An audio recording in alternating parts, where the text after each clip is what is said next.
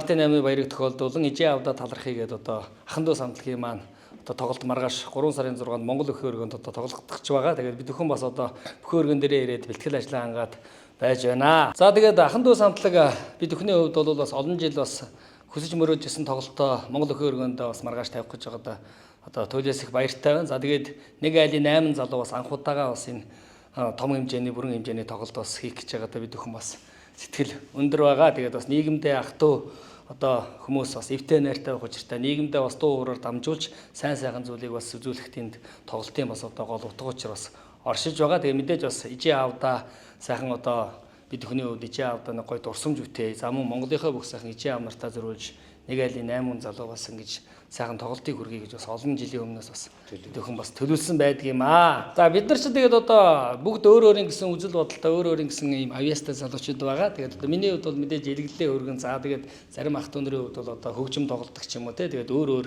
өнгө аястай одоо номеруудыг бол бэлдсэн байгаа. Бид нар бол ер нь одоо багаасаа дуу ууртай одоо салшгүй холбоотой байсан. Ер нь одоо хүүхэд ахуй наснаас л одоо гэртээ одоо бүгдээрээ сайхан дуулж за тоглож наадаж байсан юм одоо хүмүүс тэг Ховд аймгийн Алтаа сумын харьяа тийм хүмүүс байгаа. Тэгээд ер нь бол одоо бид бүхний 50% нь бол одоо мэрэгжлийн сургууль гэсэн. Миний хувьд одоо дуулаач мэрэгжилтэй. За хоёр нь дуу хөгжийн багш гэдэг одоо урлагтай салшгүй холбоотой. За бусад ах トゥ нар маань бол одоо эмч, уурхаачин за ингээл өөр өөр мэрэгжилтэй ийм хүмүүс байгаа. Тэгээд ер нь бол хүүхэд ахуй наснаас бид бүхэн бол одоо дуу ураас салшгүй юм одоо гэр бүлийн уур амьсгал өссөн ийм хүмүүс байгаамаа. Ээж аавдаа зориулсан сайхан ээж аавын ачийг бол хизээж хариулж барахгүй. Тийм болохоор дуун суврах гэдэг бол ер нь маш тийм сайхан байдаг. Тэгээ дуун суврах бүтээж ээж аавдаа одоо бид бүхний уран бүтээлүүд бол ерөнхийдөө ээж аавдаа дандаа зориулагдсан уран бүтээл байдаг.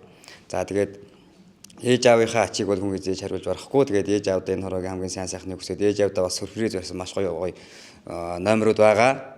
Тэгээд ээж аавдаа хамгийн сайн сайхан эрүүлэн хийх хүсье. Одоо мэрэгжлийн хоёр хөгжмийн одоо мэрэгжилтэй хөгжмийн багш хүн байгаа. Бид нар дотор одоо тэгээд өөрснөө бас хөгжмийн аялгау зохиож одоо онл тий зохиогоод өөрснөө зохиогоод дуулдаг ийм бас онцлогтой. Тэгээ уран бүтээлүүдийн ихэнх нь бол юм бол бидний өөрсний одоо миний аялгау манай отхон дүү бас хөгжмийн аялгау зохиодог. Одоо тоглолтод олж байгаа дуунууд нэлийн хідэн дуунууд бол манай отхон дүүгийн аялгаугаар явагдаж байгаа. Тэгэхээр мэдээж одоо бидний өөрсний зүрх сэтгэлээс энэ дууны аялгау гарч байгаа гэсэн үг. Тэгэхээр одоо ээж аавд маань илүү их таалагдах байхаа гэж бодож байна. Мөн одоо бүх сайхан Монголынхаа ижээ аав нарт бас таалагдах байхаа гэж бодож байгаа.